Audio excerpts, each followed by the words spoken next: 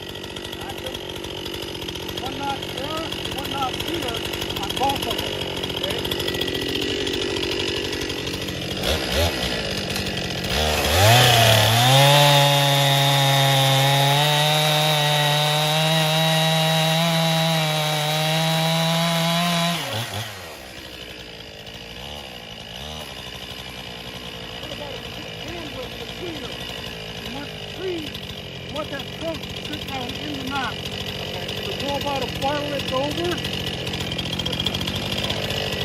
Yep.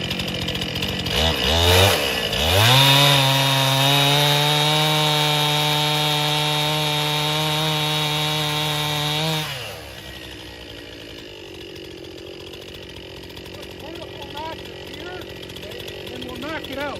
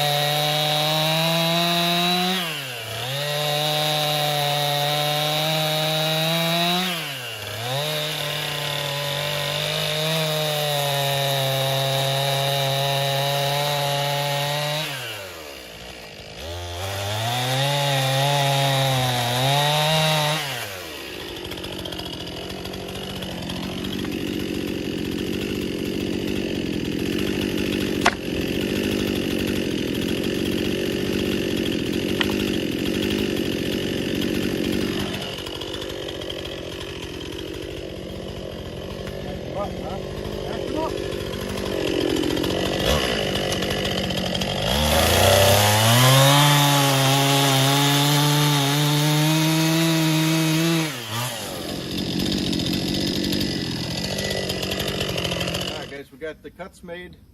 We're running a little light on battery power here, so we're going to do this a little quick, but basically I need a little bit longer log here, and it wouldn't hurt if it was just a hair skinnier probably, so it fit in this notch a little better. But I think it's because there's a bow in the trunk. Yeah. Or flip it, whatever you want. What I'm running into is, and John mentioned this, he's got a 773 Bobcat. This track is going to hit this cripple. We'll kind of show you the top-down view. There you go. So for him to be able to get the track all the way between both of these, the log that's closest to the machine needs to be just a little bit longer. So we're going to go and do that, and we'll put this back up there so that when he's got it wide enough, he can get his machine in, and we'll show you why when we start cutting the logs. All right, folks, we're still down in the wood yard here. John helped me get this set up. So we've got the cribbing down here. We got two logs that are about the same size, diameter wise, and that gave us a really nice bucking platform for any size round. I'll take you around here in a second, but basically the distance between these two smaller cribs is wide enough that I can come in with the case 445 on the extra wide tracks, the VTS system, and come over the top and grab onto this, and I should be able to, we've got this marked into 1, 2, 3, 4 rounds. So I should be able to straddle both of these when these are cut apart. These two will go on the right side and these two will go on the left side of the grapple bucket. So what that's going to do is make this a lot more efficient for cutting and bucking. Now you don't have to get down low and strain your back and, you know, get a pivot tool and roll rounds over. Everything you do should be able to be up here. So as long as we got the 445 or the Mini or some way to get the rounds up here, we got a really nice height here. I got the 261. You can see I'm going to start it up here, and by the time the bar is down here, I'm still at about waist height. So this is still going to be a really comfortable spot to buck at. The other thing John mentioned is all my sawdust now is going to be in one spot. Good, bad, or indifferent, but I'll be able to tell how much we're actually cutting, because instead of cutting all over the yard, I'll be in one spot.